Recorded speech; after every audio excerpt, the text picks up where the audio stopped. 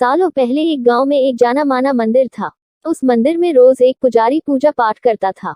उस पुजारी के पास अपना एक हाथी था, जिसे वो अपने साथ रोज मंदिर लेकर जाता था। सभी गांव के लोग हाथी को बहुत पसंद करते थे। हाथी भी मंदिर में आने वाले सभी श्रद्धालुओं का खूब स्वागत सत्कार किया करता था। सुबह पूजा पाठ खत्म करने के बाद पुजारी अपने हाथी को नहलाने के लिए तालाब में लेकर जाता था।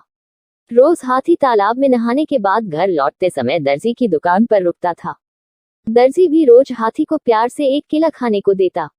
हाथी केला खाने के बाद अपनी सूंड से दर्जी को नमस्ते करके पुजारी के साथ घर चला जाता था।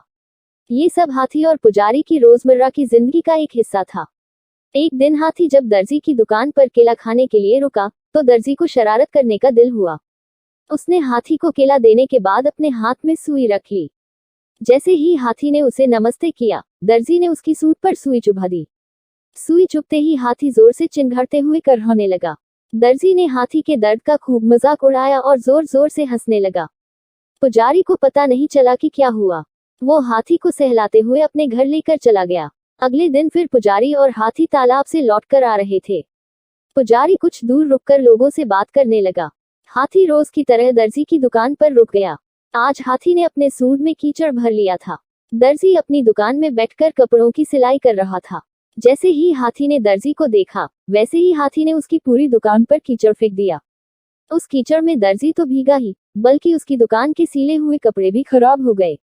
इस सब से दर्जी समझ गया कि मैंने कल जो किया था, उसी का दंड हाथी ने मुझे आज दिया है। दर्जी को अपनी गलती का एहसास हुआ और वो हाथी के पास भाग कर गया।